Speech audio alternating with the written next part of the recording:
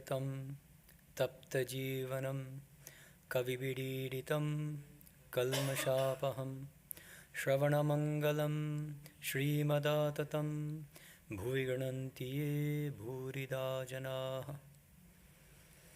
Good evening, everyone.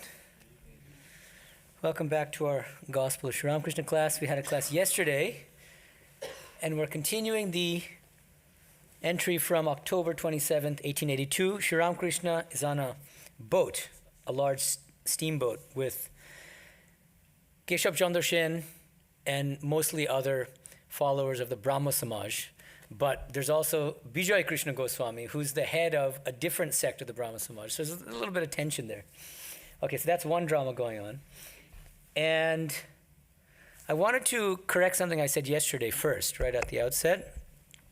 I mentioned in passing from my memory, and clearly my memory failed me, that I said something like Sri Ramakrishna had a vision of white people worshipping his picture. I mixed up two different visions. Okay, so let me just give you the correction, and I'm thankful to Shanta for looking these things up. So, he says, in Kashipur to Holy Mother, "You will see later that people will worship my picture in their homes." And he meant presumably that picture.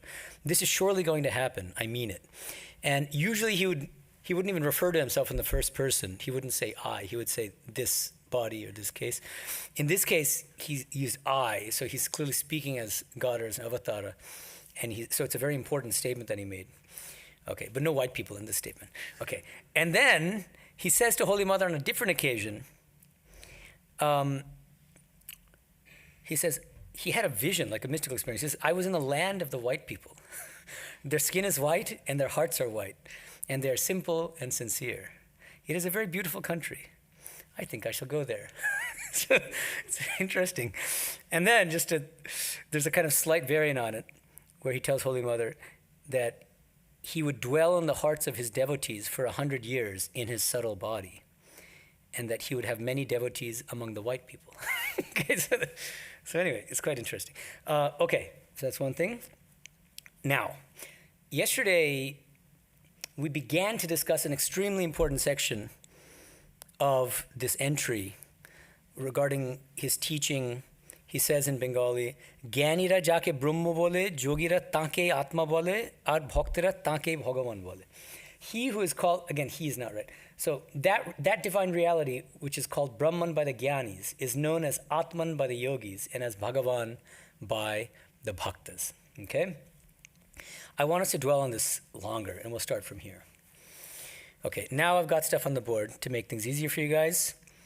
I believe what he's doing is implicitly referring to this famous verse, 1.2.11 of the Bhagavata Purana. BP stands for Bhagavata Purana. Vadanti tat tattvavidaha tattvam yajnanam advayam brahmeti paramatmeti Bhagavan iti shabdyate. That which the knowers of divine truth say is reality is non-dual knowledge. It is called Brahman, Paramatma, and Bhagavan. Now, yesterday I started talking about the Gaudiya Vaishnava interpretation of this verse, especially that given by Vishwanatha Chakravartin, who is a famous traditional commentator within their tradition. So they believe that the supreme reality is Krishna, their beloved personal God Krishna. Now, according to their theology, Brahman, what they call Brahman, and the Brahman of the Upanishads, is just the peripheral brilliance of Krishna, a very minor aspect of Krishna. The terms they use are Pratibha and Tanubha. Okay, you'll find it Chaitanya Charitamrita for the first time. Tadapyasya Tanubha. That the Brahman spoken of in the Upanishads is just the peripheral brilliance of Krishna. Okay, because of this theological metaphysics, they end up having a hierarchy of spiritual aspirants, and they say that Jnanis, followers of Shankara's path of knowledge, are the lowest rung of spiritual aspirants. They turn the tables on Shankara. Why? Because all they're realizing at best is that peripheral brilliance of Krishna, and that's not so great. It's okay, and you get liberation, but it's nowhere near the bliss of realizing the infinite form and blissfulness of our beloved Krishna, is what they say. And in the middle rung, you get yogis. Why are they in the middle rung? Because they realize a little bit more of Krishna, not just the peripheral brilliance in the form of Brahman, but a couple other qualities, like the fact that Krishna is also antaryami, that he's an inner controller dwelling in our hearts. But nowhere near the whole kit and caboodle until you become a bhakta. And you can start as a bhakta. It's not that you have to go through the sequence. That's not what Gaudiya Vaishnavas hold. You should start as a bhakta, you should stay a bhakta, and you can end as a bhakta. Bhaktas are the highest. They're the greatest spiritual aspirant. Why? Because they alone worship Krishna in his fullness, in his infinite fullness. Okay? And so that's what Vishwanath Chakravarti says. So it's clearly hierarchical. Now,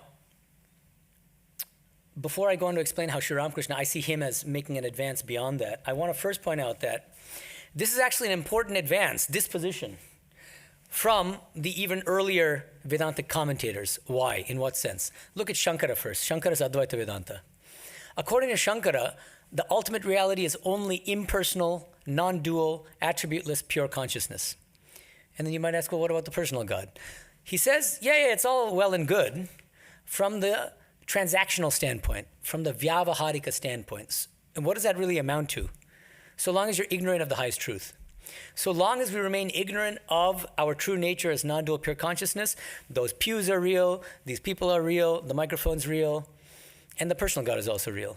The moment I realize my true nature is non-dual pure consciousness, then I realize that none of that was true, including the personal God.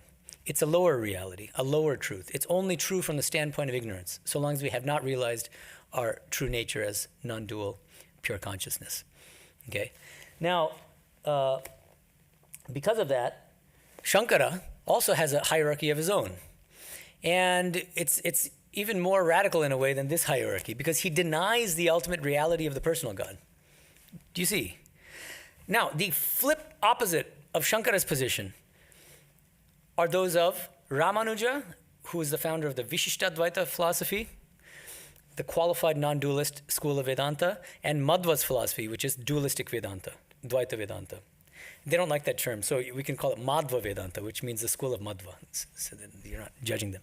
Okay, so now, what do these schools say? They're bhakti schools of Vedanta, so is Gaudiya Vaishnavism. But unlike Gaudiya Vaishnavism, Ramanuja's school of bhakti and Madhva school of bhakti outright deny the reality of the impersonal nirguna Brahman of Shankara's school. The ultimate reality, according to Shankara, is non-dual pure consciousness. What Ramanuja's school and what Madhva's school says doesn't exist. We don't accept even the reality of Nirguna Brahman. We don't believe in Nirvikalpa Samadhi, and we don't believe in Nirguna Brahman at all. We believe Brahman is only Saguna, our beloved Vishnu. Okay? So now you see, look at the traditional Vedantic schools. Shankara on the one hand says the ultimate reality is only Nirguna, impersonal, attributeless, non-dual, pure consciousness.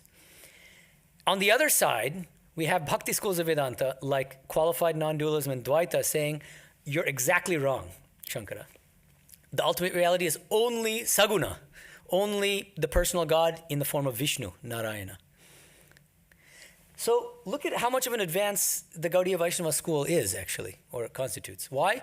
They accept the reality of both the impersonal, non-dual, pure consciousness of the Shankarites, followers of Shankara, and they fully accept the reality of the personal God, Krishna.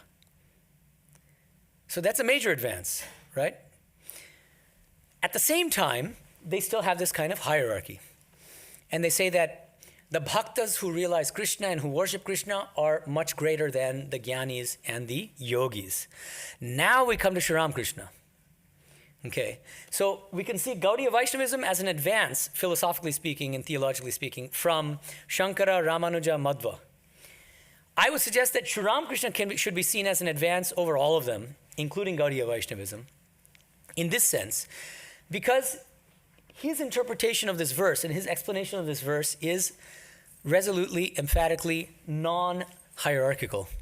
He denies that there's any kind of hierarchy. He doesn't put bhaktas on a higher footing. He doesn't put yogis on a lower footing or jnanis on a lower footing. He says it's a matter of temperament. Whether you like to eat sugar, if you like to eat sugar, you're a bhakta. If you like to become sugar, you're a jnani. And either is fine. It's like if somebody likes Italian food, that doesn't make you inherently superior to somebody who likes Thai food, right? It's just a matter of temperament. Okay, so I wrote all this. And he's able to say this because the infinite divine reality itself is equally Brahman, Paramatma, and Bhagavan.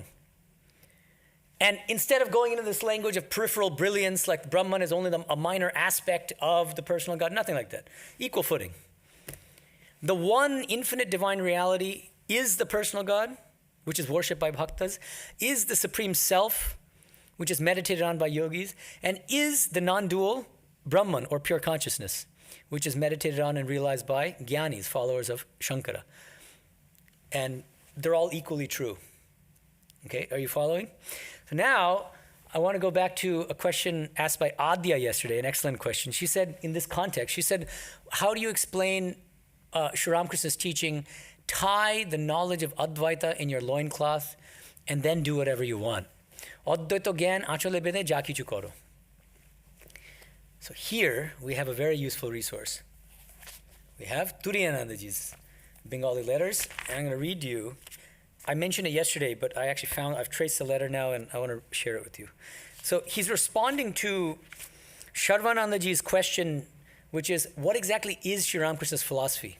And does it agree with Shankara's Advaita Vedanta? That's the question. He asks it point blank. Turiyanji, I'm just reading a small part of it, but it's extremely important. And I swear he must have in mind this verse, because he says, in Bangla, and then I'll translate, Paramatik Shotto ek Advaita, jake Brahma, Paramatma, Bhagavan, ittadi onek name abhita kara hai. From the highest standpoint, the truth is Advaita. Literally, he uses the word Advaita here. Look at how similar it is. Yajgyanam Advayam. Advayam means Advaita. Then he says, Jake Brahma, that which is called Brahma, Paramatma, Bhagavan, exactly the same three terms used in this verse and the same terms used by Sri Ramakrishna. Okay, that which is called by these names, ittadi, which means etc. and so on, onek name abhita kara hai, called by these various names. Then he says, Jini oi shotto, and then he adds in English, truth, with a capital T. He actually wrote it in English. Jini oi shotto, truth, upalobdhi koriyachen. তিনি উহা নিজের সংস্কার ও রুচি অনুযায়ী প্রকাশ করিতে চেষ্টা করিতে বিশেষ নাম দিয়েছেন. Okay, what he's saying here is, that person who has realized this truth of Advaita, that same Advaita is just called by different names by different people, he says, based on their temperament and taste, and their samskaras means their latent mental impressions from their past lives and what they did in this life, they call that same ultimate reality by different names. So notice how he's emphasizing this temperament difference that Sri Ramakrishna is emphasizing. And then at the end of the same letter, he specifically refers to the teaching that Adya was asking about. So let me read that. Advaita gyan achale bedhe ja ichche karo. Ihar ortho একবার যদি তাকে পাও তবে তোমার রুচি অনুসারে যে কোনো মত পোষণে আসে যায় না. তাকে জানলে মুক্তি অবশ্যম্ভাবী. Okay, so he quotes the teaching, tie the Advaita Jnana in your loincloth and then do whatever you want. Notice again, Advaita Jnana is literally Yajgyanam Advayam. Advaita, so it's Advaitic knowledge. Okay, so Sri Ramakrishna says, tie that non-dual knowledge in your loincloth and do whatever you want. And Turiyanji says, that non-dual knowledge that Sri Ramakrishna is talking about is this non-dual knowledge, which is called, or that is the knowledge of the non-dual reality, which is called Brahman by the Jnanis, called Paramatma by Yogis, and called Bhagavan by Bhaktas. Okay? Are you following? So this non-hierarchical interpretation of this verse and explanation of this teaching is given, I think, really beautifully by Turiyanandaji. Okay. Yes. Can you give the mic to him? So the non-hierarchical interpretation, was Ramakrishna the first one to ever do this, or from a philosophical point of view? In other words, were there other people since Chaitanya who brought this up? Is he the only one who ever did this? I think Kashmir Shaivism Tantra, I think they would also give equal reality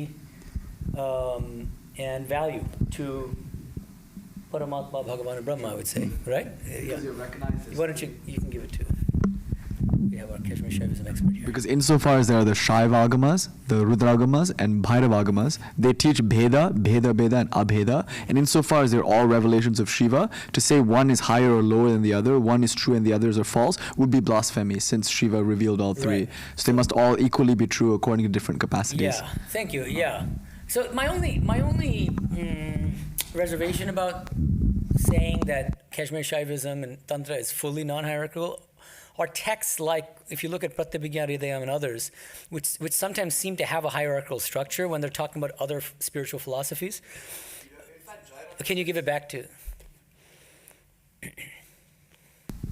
No, it's true. Shiva Stotravali there, Utpala will make So a you can claim. still find Yeah, that. Shanta Brahmavadins and So how do you Vaishnavas. reconcile these two things? No, you're right. There's a sectarian sort Right, of there's still a tension, little bit of that, because Vaishnavism has a ragatva kind of, and also Jayarata makes the claim that Madhyamika Buddhist will attain the same state. Thereby he's privileging another school, but only insofar as they accept this transcendence immanence model. Yeah. So those are there. So they're vestiges of a hierarchy. Yeah. Okay, so you admit that. So again, so I still think that Sri Ramakrishna makes an advance even beyond Kashmir Shaivism and Tantra in that sense, that it's really, I think that it's even less hierarchical than you find even in Kashmir Shaivism. But Kashmir Shaivism is a major advance from Gaudiya Vaisnavism as well. Okay, thank you. So now, yesterday I already read to you his account of the practice of Jnanis, followers of Shankara. They say Brahma Satyam Jagat Mithya, this world is unreal, right? It is the unwavering conviction of the Jnani that Brahman alone is real and the world illusory. All these names and forms are illusory, like a dream. What Brahman is cannot be described. One cannot even say that Brahman is a person, meaning the supreme person. This is the opinion of the Jnanis, the followers of Advaita Vedanta philosophy. Then he says, now let's continue. But the Bhaktas accept all the states of consciousness.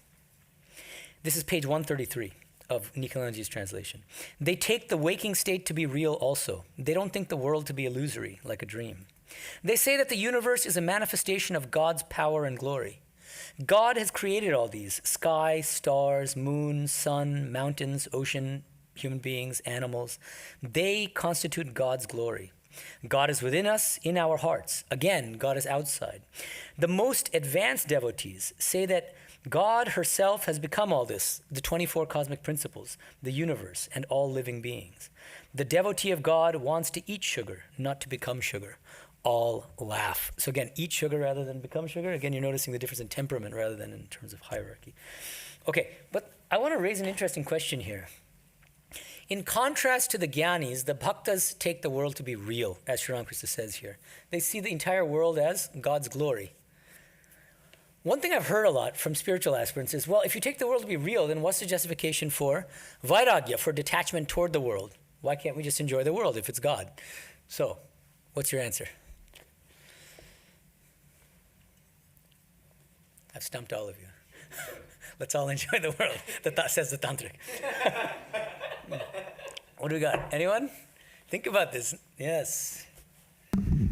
Well, if you just see the world as real, I mean, you could be just stuck in materialism and not, you'd never, you're lost in Maya. You might never realize the inner beauty of God. You're just kind of lost. So that means you're agreeing with the Advaitins in this sense, right? Yeah.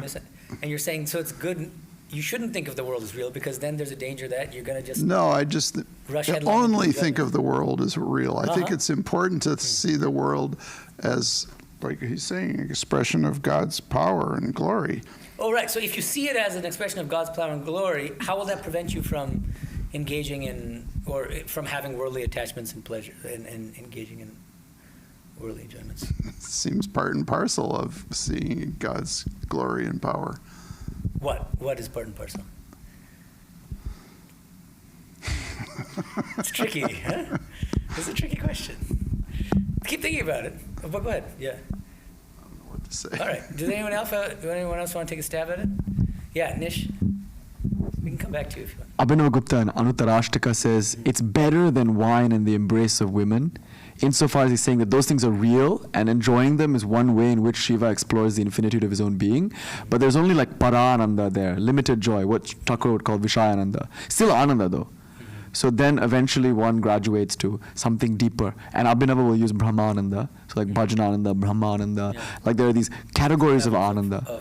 And this Jagad Ananda includes them all. So ideally actually, if you were truly Shiva, you could do everything, but you never lose touch with that Jagad Ananda. But there is a gradation in the aspirant's point of view moving through. So it's all real on every level. Right, so you're giving the tantric take on it. But if you look at Sri Ramakrishna, who is a greater bhakta than Sri Ramakrishna? And at the same time, who is a greater renunciate? And we don't even have to talk about Sri Ramakrishna. Chaitanya. Who is a greater bhakta than Sri Chaitanya?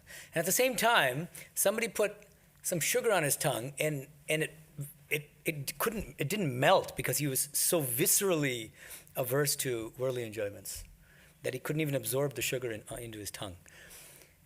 So what if the world is real, then why should we not enjoy it? That's the question. So let's look at some scriptures, like Bhagavad Gita. Is there any suggestion in any verse of the Gita, taken at face value, that the world is unreal, an illusion? Not a single one, as far as I can tell. Advaitins can give a very elaborate reading of 2.16, Nasato vidite bhavo na bhavo, and Sarvapyanji does, for instance. But apart from that, but what it says is, in chapter 9, Anityam asukham lokam imam prapya bhajasvamam. Having come to this anityam, impermanent world, and asukham, unsatisfactory world, devoid of any real bliss, the real bliss, worship me. Even if the world is real, that doesn't mean that everything is great. What you're going to find, if you try to rush headlong into enjoyments, that it doesn't satisfy you. It leaves you empty inside. This is the fact across the board among anybody who's ever tried to do it. Go ahead and do it. That's what Vedanta says. Go ahead and try. See where you end up. Right? You end everything. And so another verse from chapter 5 of the Gita. Ye hi samspashya bhoga dukkha yonya evate adyantavanta kaunteya nateshu ramate buddha. Smart people, wise people, they never chase after worldly pleasures. Why?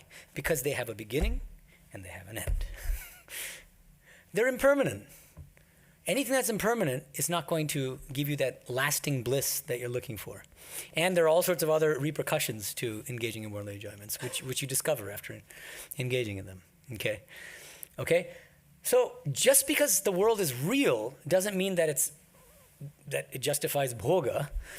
Something can be real and yet impermanent at the same time and unsatisfactory at the same time, and this is what bhaktas realize. And then more advanced bhaktas start to see what Sri Ramakrishna is saying is that they see everything as the glory of God. And at that point, then they're not going to enjoy the world as the names and forms and in that way. They're just worshiping God in everything. And then they won't enjoy the world in that way. And conversely, this is something that's very current and contemporary. See, the reverse logic, think about what the logic is behind this question or this objection. Well, if the world is real, then why can't we enjoy it? The implication is that if the world is unreal, then that automatically provides a justification for renouncing it, for not engaging in worldly enjoyments. But in this age of AI, I'm serious. And look at shows like Westworld and all that, which I had to stop because it's not meant for monks. And so, but that's exactly my point, is that if something is unreal, that gives you arguably an even greater justification for bhoga, for worldly enjoyments. Why? Well, it's not real. This woman's not real, and so I can do whatever I want with her. It's not even a her, it's an it. Right? That's why there's a whole cottage industry now about lucid dreaming. They train you to lucidly dream so that you can dream up your wildest fantasies and meet your favorite celebrities and do whatever you want. It's amazing. And now AI is making that possible for everybody if you have enough money, presumably, in the future. Right? And Sri Ramakrishna, there's that incident when a Swami comes from some other part of India, from Punjab, I think, or something like that, a sannyasi. And he hears that he's having an affair with a woman, and Sri Ramakrishna confronts him about it and says, "What's this I hear about you having an affair with a woman? You're a monk, so you should be observing celibacy." He goes, completely unfazed. He goes, "Oh, let me explain. You see, everything is Maya. If everything is Maya, how can my affair with that woman alone be real?" So this monk is justifying his bhoga, his worldly enjoyments, by arguing that because these enjoyments are unreal, they don't matter. They don't affect the Atman, which I am in my true nature. Right? So it cuts both ways. Just because the world is real doesn't mean that you should rush headlong into enjoying it. And even if the world is unreal, that doesn't necessarily justify renunciation. It could do exactly the opposite, which is what we're seeing in this world now. With these, these AI robots who are looking more and more humanoid, to the point where you're not going to be able to distinguish them externally. And then enjoy to your heart's content. Who's stopping you, right? Because it's unreal. And so there are no ethical implications, right? That's the argument. Okay, so think about all these things. I think it's all worth thinking about. Now we get to, okay, now let's, another thing I wanted to point out. He says, the most advanced devotees say that God herself has become all this, the 24 cosmic principles. Who's he referring to here? Who are these most advanced devotees? Vijnanis, right, exactly. In other places in the gospel, he distinguishes 3 rungs of bhakta, of devotees themselves, within the realm of bhakti. He says, the lowest, adham bhakta, are those who say God is somewhere up there in the clouds. The madhyam bhakta, the middling bhakta, is the one who realizes God as the antaryami, the inner controller in the heart. Just like Gaudiya Vaisnavas say that the yogis do, remember, realizing God as antaryami? That's what these middling bhaktas realize. The greatest bhaktas, uttam bhakta, he calls them. It's just a synonym for vijnanis. Realize God not just immanently in the heart and not just the transcendent Brahman and not just beyond, but in and as everything. Literally everything without exception in this entire universe is God. That's what the greatest bhakta realizes. Okay, so that is the culmination of bhakti practice for Sri Ramakrishna. It's the attainment of Vijnana. And then he says, do you know how a lover of God feels? His attitude is, O God, thou art the master, and I am thy servant. Thou art the mother, and I am thy child. Or again, thou art my father and mother. Thou art the whole, and I am a part. He doesn't like to say, I am Brahman. Notice again, temperament. He doesn't like to say. He doesn't want to become sugar. He wants to eat sugar. But he's not judging or hierarchically saying that one is better than the other, that the jnani is somehow lower than the bhakta in that way. No. Then we come to a really interesting description of the yogi. And I think this is among the 3, the yogis, the bhaktas, and the jnanis.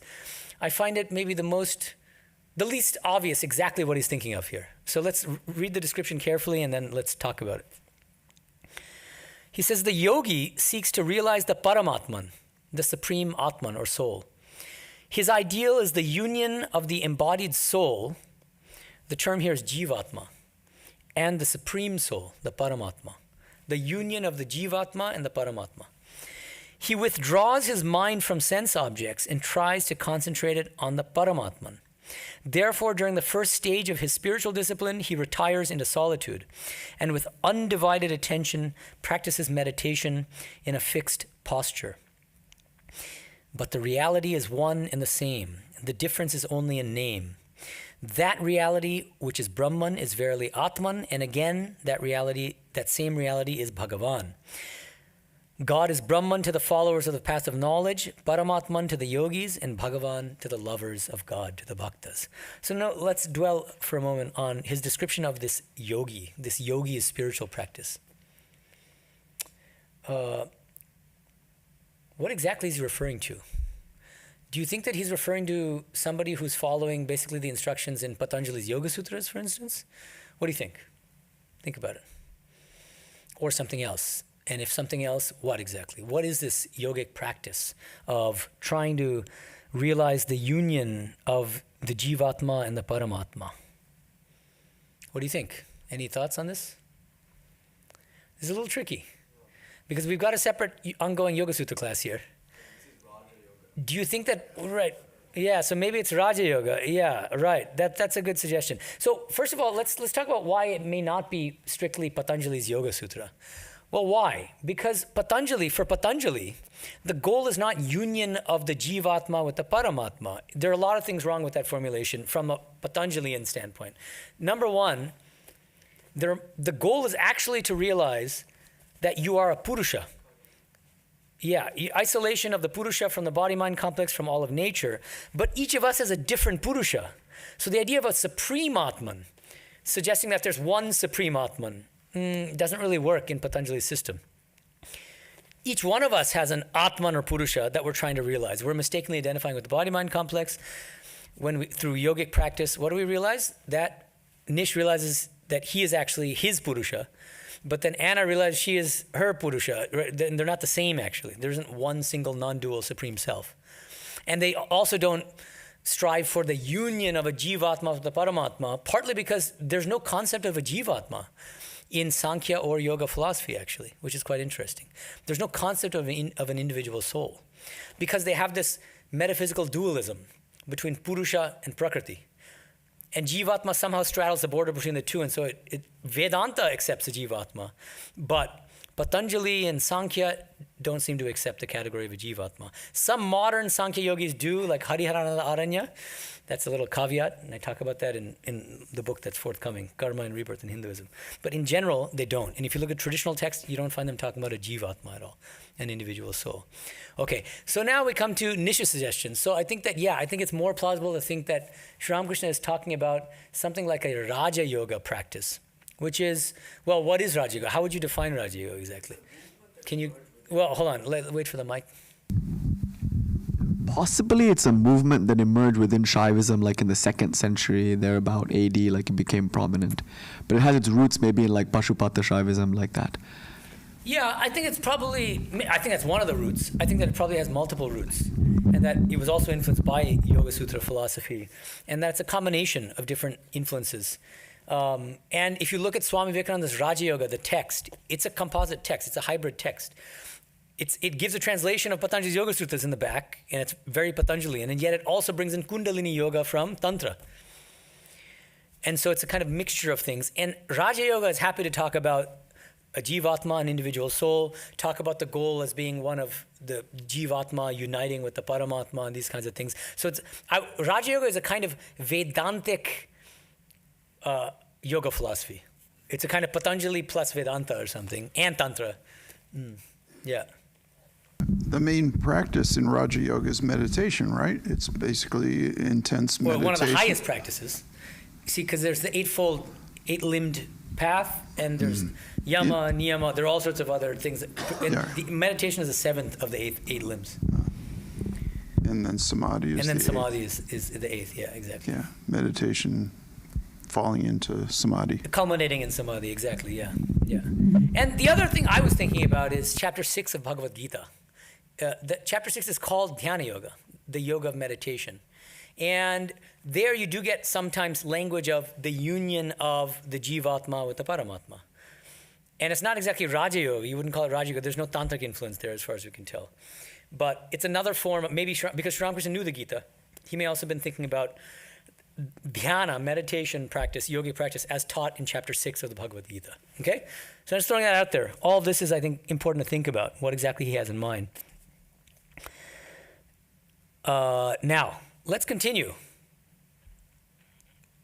This is the beginning of a new chapter in the original Bengali, chapter 4, Chatutta Pariched. And there's a beautiful epigraph from an unusual scripture, because M usually chooses to quote from the Bhagavad Gita when he puts epigraphs to chapters. But here he's quoting from Mahanirvana Tantra, a tantric scripture. And the verse is, Tvameva sukshma tvam sthula vyakta vyakta swarupini nirakara pisakara kastvam veditum arhati. It's a beautiful verse. You, O Divine Mother, are the subtle. You are also the gross. You are the manifest. You are also the unmanifest. Even though you are strictly formless, at the same time you are equally with forms, sakara. Who in the world could possibly know you in your infinitude and vastness? Kastvam veditam arhati. It's a question, a rhetorical question. It's a very beautiful verse, and it gives a really nice a summary, anticipation of what's to come. And then M gives the following title to his chapter, Ved o Tantrir Samanvay, Adda Shaktir Aishwarya. A harmonization or reconciliation of the Vedas and Tantra. Adda Shaktir Aishwarya, the glory of Adya Shakti, or the primordial Shakti. Okay? Nikanji sometimes translates as primordial power, but it's Shakti. Remember that it means Adya Shakti means the primordial Shakti. Okay, so now let's start reading. He says, M says, the steamer had been going toward Kolkata, but the passengers, with their eyes fixed on the master and their ears given to his nectar-like words, were oblivious of its motion. And right here, there's a missing sentence from the English translation. Little sentence, but adds a little beautiful little detail and a little color. M says, Bhromor pushpe boshile ar ki bhon bhon kore. When a bee sits on a flower, does it still make that buzzing noise? It goes quiet, right? It's a little touch, which I like there, which is missing from the translation. Then, Nikalanji continues, Dokhineshwar, with its temples and gardens, was left behind. The paddles of the boat churned the waters of the Ganges with a murmuring sound. But the devotees were indifferent to all of this. Spellbound, they looked on a great yogi, his face lighted with a divine smile, his countenance radiating love, his eyes sparkling with joy. A man who had renounced all for God and who knew nothing but God. Unceasing words of wisdom flowed from his lips. Master. The Jnanis, who adhere to the non-dualistic philosophy of Vedanta, say that the acts of creation, preservation, and destruction, the universe itself and all its living beings, are the manifestations of Shakti, the divine power. And here Nikalanji adds, I think, a helpful footnote. He says, known as Maya in the Vedanta philosophy. Why does he add this footnote? Well, because Advaitins don't tend to talk about Shakti. They don't use the language of Shakti. They use the language of Maya. And so he's just, Nikalanji is signaling here, don't think that when they're saying Shakti that they're praising Divine Mother as this supreme reality. That's barking up the wrong tree. It's Maya, and it's ultimately unreal. He says, Sri Ramakrishna says, if you reason it out, you will realize that all these are as illusory as a dream, including Shakti, the personal God. Brahman alone is the reality, and all else is unreal. Even this very Shakti is unsubstantial, like a dream. Let's pause here for a second. That last sentence, Shakti o Shapnabhat, Obostu. This reminds me of an incident, which I may have talked about here before, I'm not sure. I lived in Belumat for 11 years, and I would frequently visit one of my favorite monks, a very senior monk named Kalipada Maharaj. He was in his early 90s at the time, I believe, and he's left his body a few years ago. He's a wonderful soul, very gentle and humble, but a great scholar also, but kind of in the woodwork. Like he didn't show his, nobody really, he didn't write books, let's say, but he like memorized whole swaths of Shankara's commentary, and he was very knowledgeable and a good monk. So anyway, he and I would have these friendly debates about Sri Ramakrishna's philosophy, whether it was Vijnana Vedanta or whether it was Shankara's Advaita Vedanta. And he would, after my book was published, Infinite Paths, he would tease me about it. And then he would say, see, Sri Ramakrishna, if you look at the Kathamrita, the gospel, we're speaking in Bengali, he's Bengali. And he says, Sri Ramakrishna says, Shakti o Shapnabhat, Abostu, quoting exactly this line. See, so Sri Ramakrishna was a Shankarite. Don't you see? I said, Maharaj, this is what happens when you take things out of context. Because Sri Ramakrishna is saying that Jnanis say that. He's saying Jnanis say that, right? And then he literally goes on to say the following. So now let me read on, and then you'll see. But though you reason all your life, unless you are established in samadhi, you cannot go beyond the jurisdiction of Shakti.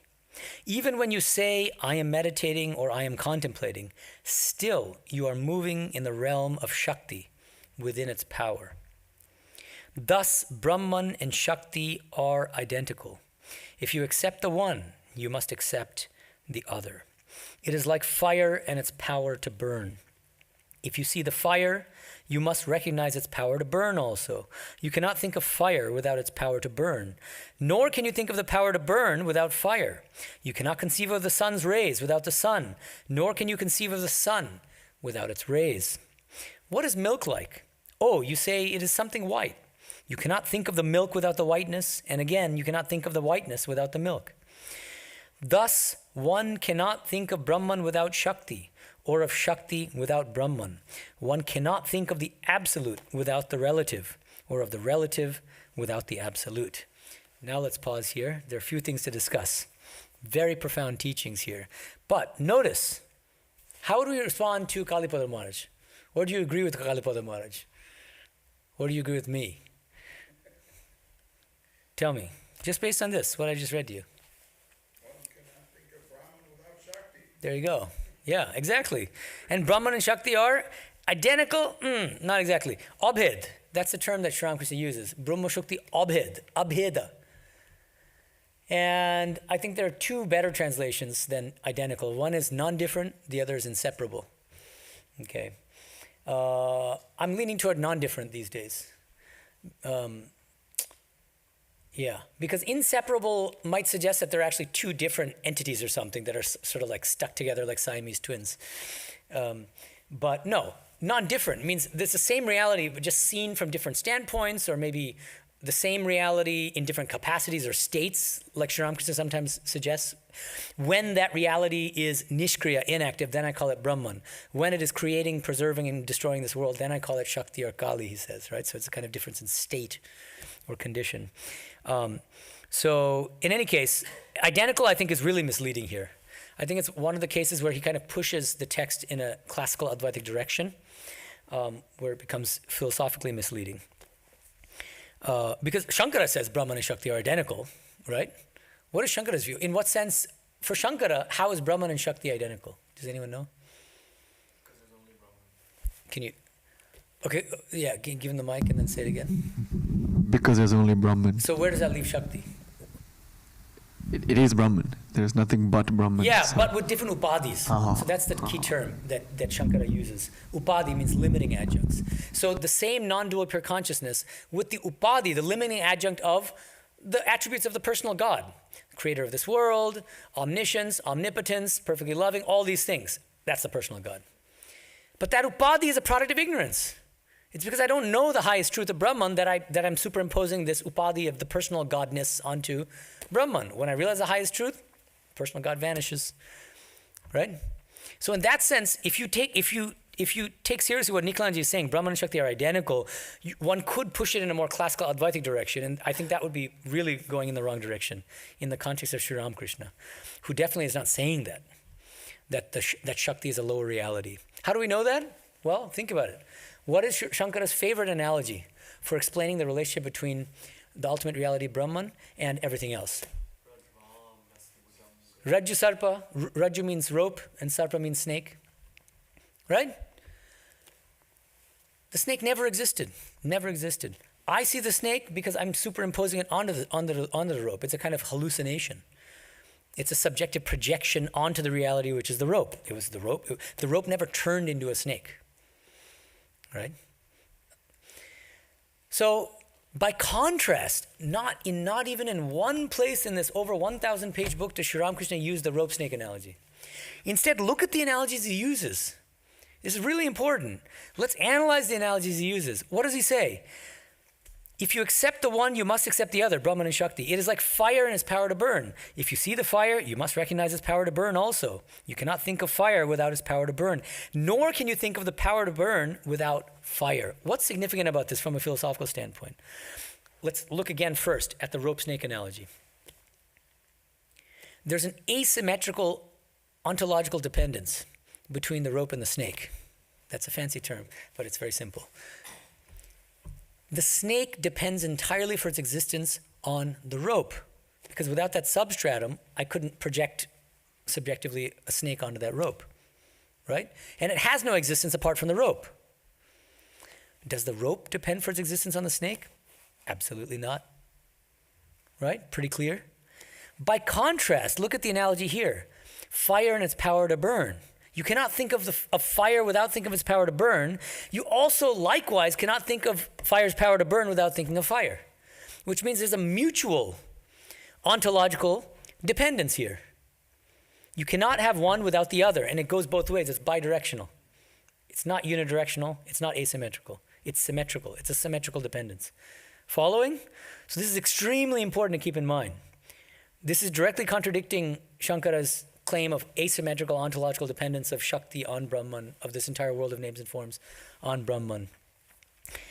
And he's contrasting his own view with the view of classical Advaitins. And this is why I tried to refute Kalipada Maharaj, who says, see, he says, Shakti Shapnabat, Avastu.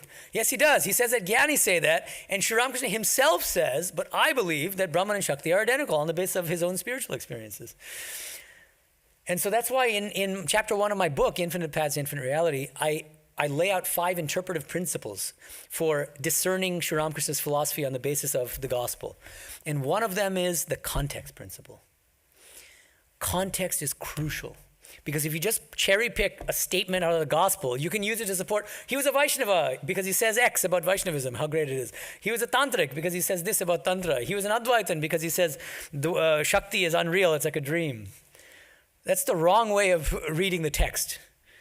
Because these are dialogues, recorded dialogues, and you have to look at the surrounding context.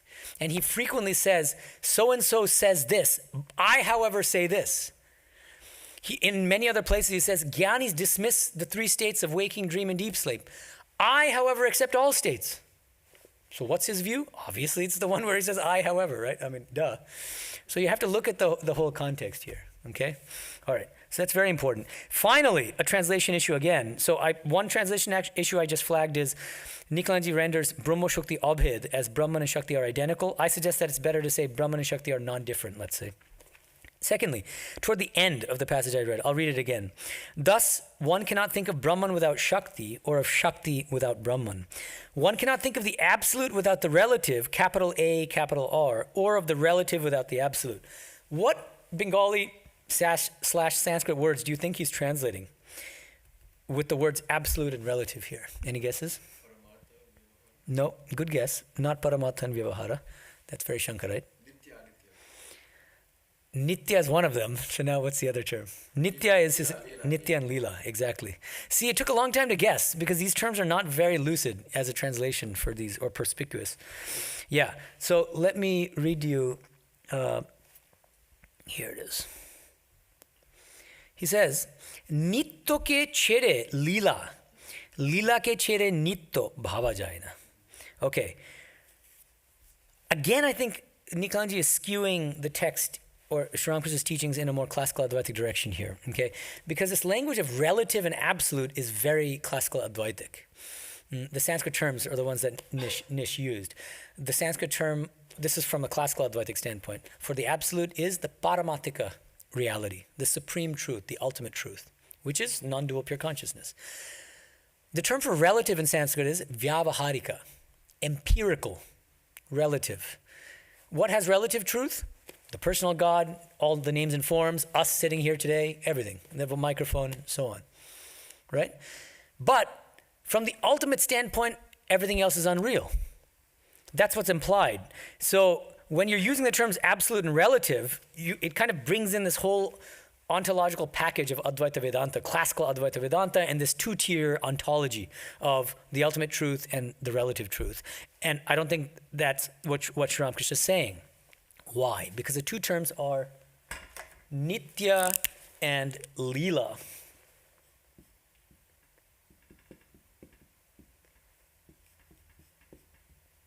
Okay? Nitya means eternal. And Leela means the sportive play of Divine Mother or of Shakti. Is there any suggestion that the Leela is a lower reality or somehow less true than the Nitya? What do you think? Yeah, do you want to say something? Can you give her the mic, Anna?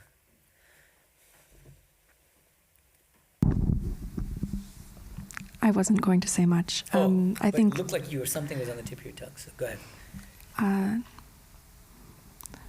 Leela implies that there's change going on. You know, the divine Leela means that Divine Mother's using her will, and it's subject to her, that there's a personal aspect of that. Correct. Wherein she can make choices, she can enact her desires, she can, she likes it. Correct. Nitya would be probably the underlying isness of Divine Mother. That's all. Which is eternal, yeah. So I think that's right. But again, that's right. So it's her playful manifestation as this world, as the different individual souls, as everything. I mean, this whole world is her playful manifestation. But that doesn't make it any less real than the Nitya. It might be, the formations may be impermanent, right? We're going to see, though, it may not be that we may not be able to cover it today, but in the next class, we'll see. Or maybe I should just anticipate. She talks about how Divine Mother creates this world and then ultimately brings it back into seed form. And so it's a process of evolution, involution. So Big Bang, and then the universe expands and manifests, and we get all these names and forms. Ultimately, Big Crunch, and then it contracts into a seed state. Okay? But it never disappears. So from another standpoint, actually, the Leela itself is also eternal. But it's either in a latent state, in that seed state, or in a manifest state. The names and forms are impermanent. They're not eternal, because at some point they're going to contract in the seed state.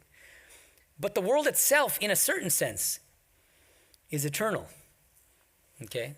He himself goes on to say that on the next page. We'll get to that when we get to it. Okay, so now, one cannot think of the Nitya without thinking of the Leela, or of the Leela without thinking of the Nitya. The two implicate each other. Again, notice the mutual entailment and the mutual dependence on each other. You might think that you can have the eternal without the Leela. That's, again, especially if you're conditioned by Shankara's school. But Sri Ramakrishna says, no. You cannot have the eternal without the sportive play of Divine Mother. And you cannot have the sportive play without having the eternal substratum. You need both. And so the image that you see in any Kali image is Mother Kali standing on top of Shiva. Shiva being Nitya, and then Kali being the Leela. And part of the power of the imagery is that she seems to be, first of all, standing on somebody, especially your husband, is considered to be, it's like very much a no-no, right? According to Indian culture, social norms, cultural norms, right? You're supposed to revere your husband as God, and she's standing on him. So what's the idea? The idea is the supremacy of Shakti, actually, right? Is that Shiva is powerless unless he.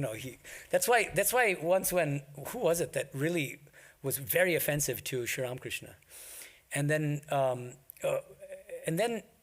he was also, this person was rude to Holy Mother. Somebody can correct me in the online audience or whoever.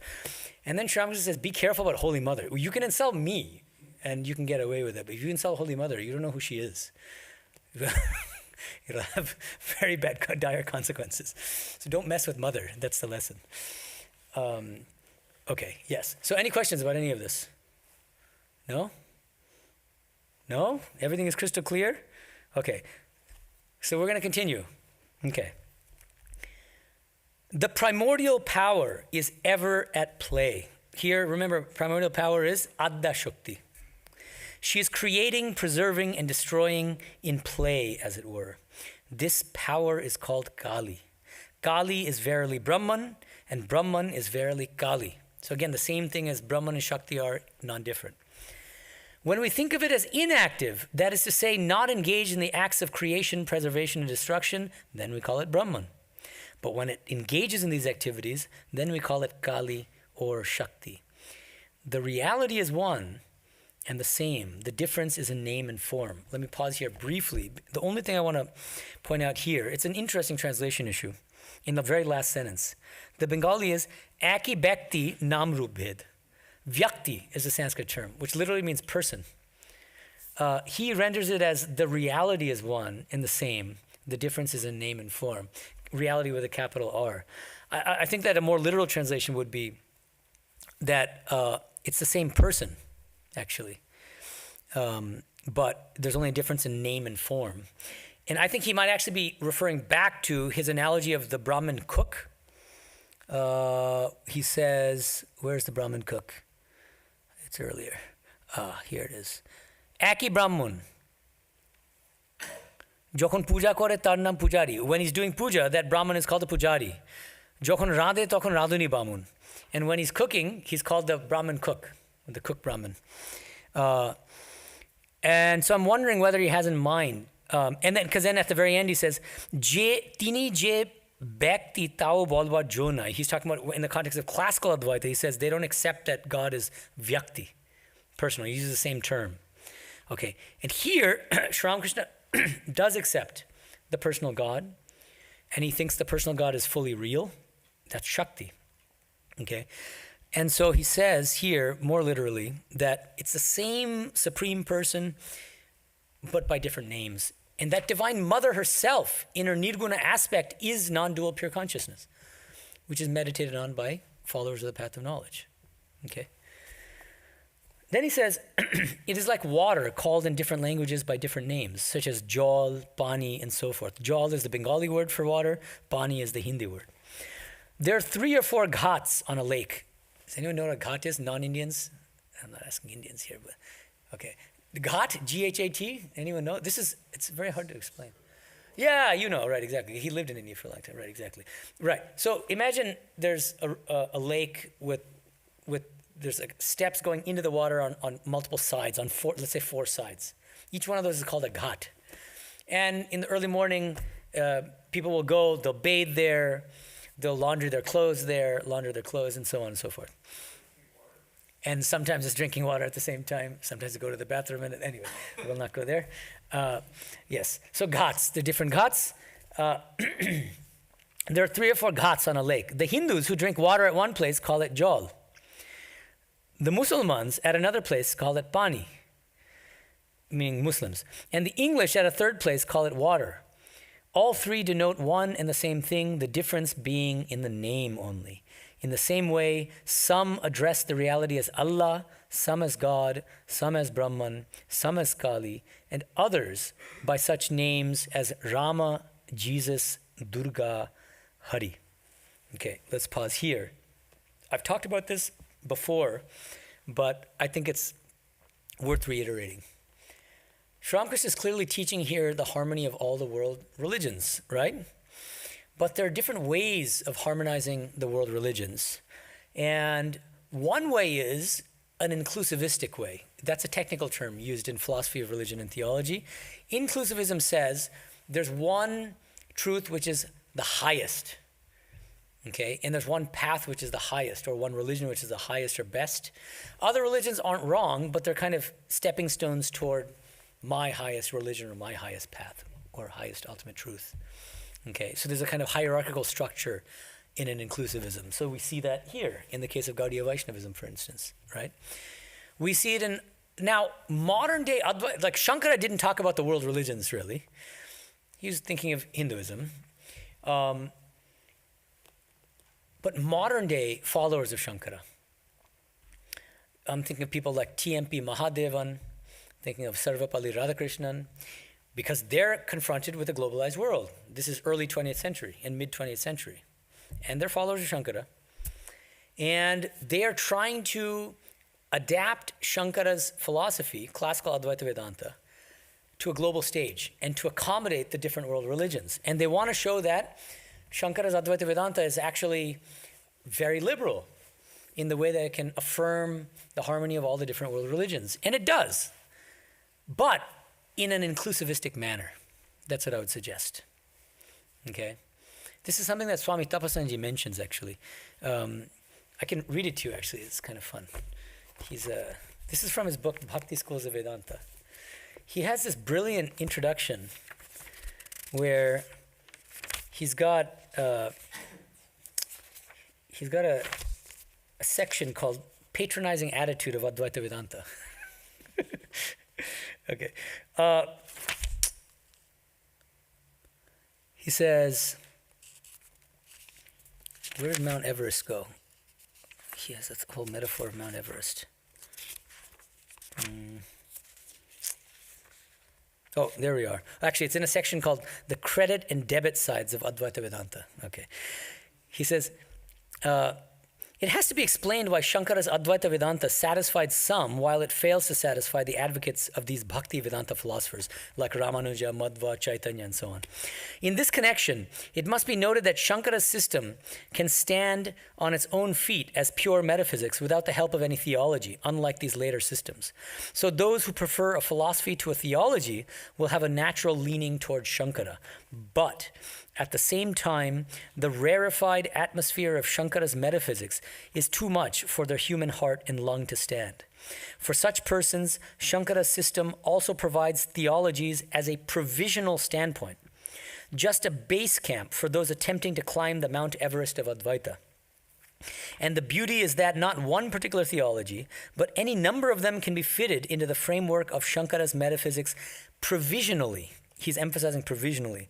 This wonderfully accommodating power of his doctrine is perhaps the most attractive feature of his philosophy to many of its followers. Okay, he's saying the credit side of Advaita Vedanta is that it can accommodate all of the different world's philosophies and religions. It's a wonderful thing across the board. The only problem, the only catch is that Shankarites will grant those different paths provisional reality, or they're only preparatory paths, preparatory disciplines. So what does Shankara say? He says, the path of selfless action, karma yoga, at best, what will it do? It'll purify your mind, chitta shuddhi. It'll give you chitta shuddhi. And then what? Stop karma yoga. And then what? Maybe you can practice bhakti yoga. Great. So practice devotion toward a personal God, to your heart's content. But what's the ultimate goal of that? Concentration of mind. And once you have a perfectly pure and concentrated mind, stop practicing bhakti yoga, stop practicing karma yoga, because these are lower disciplines meant for inferior spiritual aspirants, manda adhikaris. Then you practice the path of knowledge, and then alone can you attain the highest liberation. So you see how he's putting theistic religious traditions and paths on a lower footing at the base camp of Mount Everest, using Tapasanidhi's metaphor, right? And that's why Tapasanidhi, in the next section of his introduction, or a couple sections later, he says, patronizing attitude of Advaita Vedanta.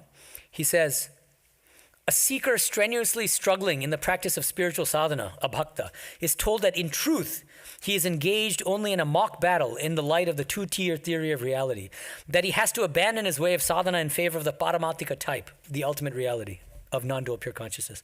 Or for the sake of integrity and harmony between the intellect and the heart, seek a different worldview which will provide a theo-philosophical scaffolding suited to erect his spiritual edifice, one which saves him from the ludicrousness of engaging himself in a mock battle. It's really intense language, actually, but it's very interesting. If we're a bhakta, if we're just devotional in temperament, we've got a couple options here. If we like Shankara and we're still bhaktas, then we have to tell ourselves that God we're worshiping is a lower truth. Sri Ramakrishna, yeah, he's an avatara. I worship him as God, but all that's kind of part of my dream. So that's one approach you can take. But he kind of says, like, there's no self-respect in that. There's no dignity in that. So he says instead, what you should do as a bhakta, as a self-respecting bhakta, is find a theological framework that affirms the reality of what you worship and believe. And then he says, read my book, and you'll find a bunch of these different frameworks. And you read Sri Ramakrishna's teaching, and you'll find another beautiful framework, which I call Vijnana Vedanta. And then the bhaktas don't need to feel... often in our tradition, both monastics and non-monastics, when they practice bhakti, it's kind of like sometimes they're kind of like, yeah, I'm doing it because I'm not good enough for Advaita. I'm not a good enough spiritual aspirant. And I know that at the end of the day, all this bhakti is just kind of lower stuff, and that even Sri Ramakrishna is actually, at the end of the day, he's just a non-dual pure consciousness, but it's because I'm dumb that I think of him as a human being, as somebody who came to earth in 1836.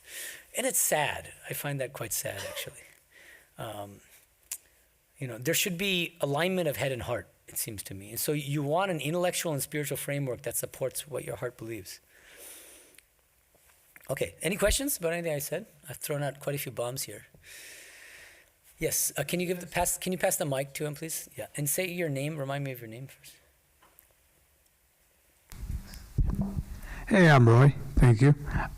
Could you expand upon that last statement that you made about the bhaktas feeling that way and just overall? Well, look, see, when you're practicing anything, let's say you're a surgeon, right? Your whole heart needs to be in it if you want to do a good job as a surgeon, right? You have to really believe it. You have to be passionate about surgery. You have to love serving others and performing surgery. And if you're only half-hearted about it, you're not going to do a very good job, almost certainly. Likewise, if you're a bhakta, a devotee of the personal God, who thinks that at the end of the day, my beloved personal God is a kind of lower truth, and that I'm only doing this because I'm a dunce, and you're wearing a dunce cap, how good are you going to be as a bhakta? I mean, really. You start from the outset saying I'm a flunky, and, that's not going to get you very far, I don't think. Right? Maybe that's... any other questions? Yeah, can you give the mic to Nish? Maharaj, I wanted to ask about the Nitya Radha, then there's a Kama Radha. Like he has his teaching, the same Nitya Leela teaching, but in like the Radha context. Do you recall that? And there he gives like three. Gospel. Radha and Kama Radha? Do you know what I'm talking? Kama Radha? I'll find a better. Yeah, maybe we can talk about it next time when you find the passage and you can share it with me. Right after this, he talks about Nitya Kali, Shmashana Kali, Raksha Kali. We'll get to that in the next class, but you're thinking about Radha actually. Yeah. He does say about Radha in relation to Krishna, he says, Krishna became Radha in order to enjoy the bliss of his own love. Like he created Radha to love himself in a certain sense, and because there's nothing but God. So this is beautiful non-dual kind of story of why Krishna created Radha, his lover. Yeah. Any other comments or questions? Okay, Nisha's got another one. Yeah. So Maharaj, I first heard of Swami Tapasyanandaji in the connection of like Lalita Sahasranam, Sandara Lahari, and then he also read the Bhagavata Purana. Can you tell me something? But he seems so so prolific. He's extraordinary. And so who is he, Swami Tapasyanandaji? Yes. Swami Tapasyanandaji. He was a wonderful soul, a former vice president of our order, a renegade, because at a time when the orthodoxy was Shankara's Advaita Vedanta, he bucked the trend. And he still managed to rise the ranks up to vice president. And his name was Tapasyanandaji, and he was true to his name because he was a highly austere monk. I mean, to the point of extreme, to a certain extreme.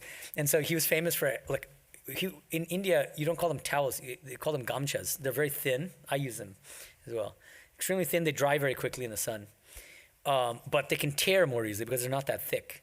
And so he would keep this raggedy old gamcha with him for way beyond its use, he should have thrown it out years before. T-shirts with holes all over it. And he's like, well, I'm wearing a shirt over it, so who cares? Nobody can see it. And that kind of thing. He's famously austere, a tremendous bhakta, but a highly intellectual bhakta, which is rare. Another thing that, especially in India, it's really funny because I lived there for so long. When you say that you're a bhakta, people think you're stupid. I'm serious. It's very funny. And if you're a follower of Shankara, you're smart. It's really, so which means, so it's like and so that's another reason why Tapasyanandaji wrote this book, Bhakti Schools of Vedanta. If you read it, your head's gonna spin. How sophisticated, philosophically sophisticated these doctrines are. Achintya Bheda Bheda Vedanta, and the nature of God, and the relationship between the individual soul and God, and all these things. It's extremely complex. So just because you're bhakta doesn't mean you're stupid. And Tapasyanandaji was a shining example of a brilliant, scholarly bhakta at the end of the day. And I consider myself, I'm not saying brilliant or scholar, but I am a scholar, and I'm intellectual, but I'm a bhakta. And some people can't figure out how that's possible. But that's just because we think so badly of bhakti, unfortunately. Yeah, does that make sense? I would recommend another book of his called Sri Ramakrishna's Thoughts in a Vedantic Perspective, but the new title, that was the old title. The new title is like Man, God, and World in Sri Ramakrishna's Philosophy. And it's a beautiful little philosophical study of Sri Ramakrishna's teachings. And he's one of the only monks in our order. Now, the only living Swami who has written on this is Bhajananandaji. He's the vice president now. They interpret Sri Ramakrishna's philosophy as Vijnana Vedanta. They don't use the term, but they say that the ultimate reality for Sri Ramakrishna is, Tapasya is usually a beautiful term, being will, capital B, capital W. So that's like Brahma Shakti. M uses the term Brahma Shakti, being will. Impersonal, personal. Static and dynamic, all at the same time. Okay. All right, thanks everyone. Anyone else before we wrap it up? No? All right. Any online questions? We have maybe 1 minute. Time for one, if there's any one that's relevant. Okay. Thank you, everyone. See you next month for our next gospel class. Om Shanti Shanti Shanti Hari Om Tat Sat Shri Ramakrishna Arpanamastu. It's fun, right? Excellent. The last two, I feel like. The last two, what? The last two classes. There you go.